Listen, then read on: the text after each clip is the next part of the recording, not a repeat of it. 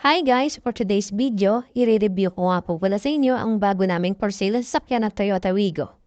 Tara, samahan niyo ako guys, para makita natin. Okay, so this is 2022 Toyota Wigo G Automatic, top of the line. Okay, so ayan, check po natin yung kanyang ilabas yung kanyang interior. Check po natin yung gulong, napakapal, nasa 90 to 95% pa po siya. Ayan, so mapapansin niyo po, napaka-shiny pa ng kanyang body. Halos para ka rin bumili ng brand new dito. Ayan po yung gulong sa likuran, makapal din po. Okay, available po pala ito sa mga online sellers at agents.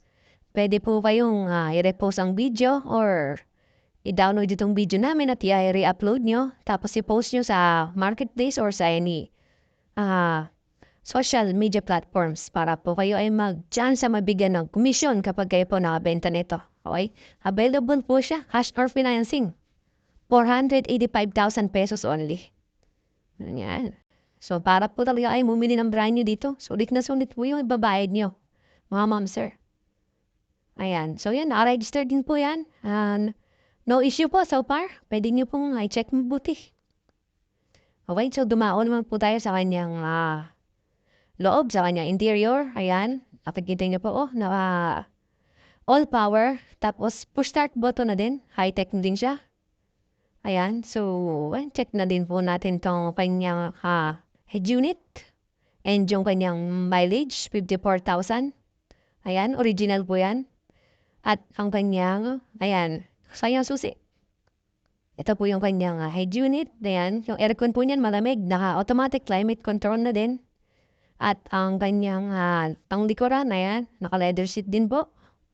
So ayan, malinis po. Talagang sariwang-sariwa pa po siya. Ayan, no way.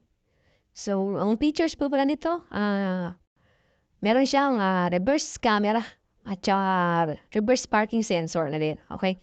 Tingnan naman po natin tong kanyang mga gamit, yung kanyang mga manual booklet, mga warranty card, ayan, kanyang ano pa documents about sa Toyota Wigo na ito.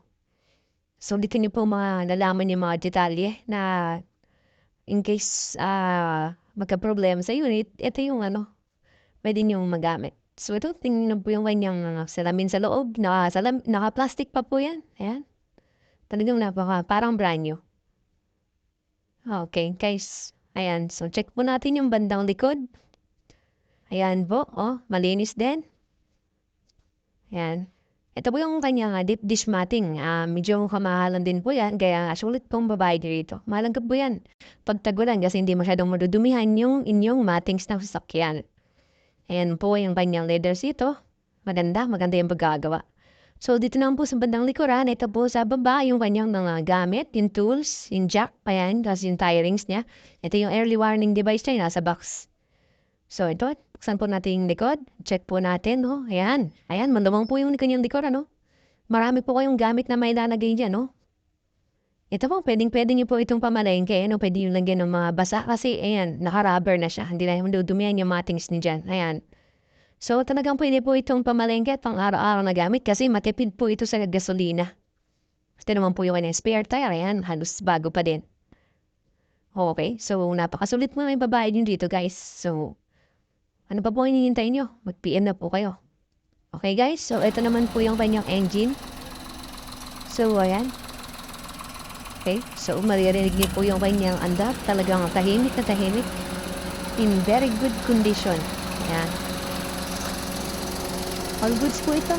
Alas bagong maintenance lang din. Check po natin yung dipstick niya. Ayan.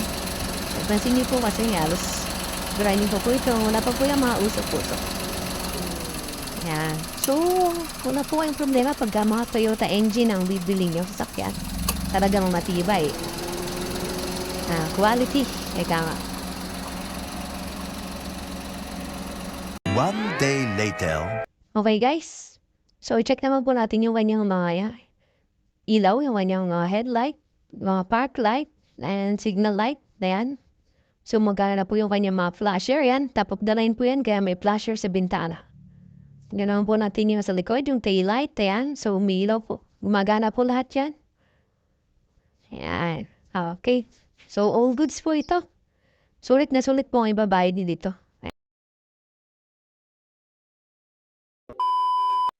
Okay guys, so dito nga po nagtatapos ang ating video. Don't forget to like and share, subscribe.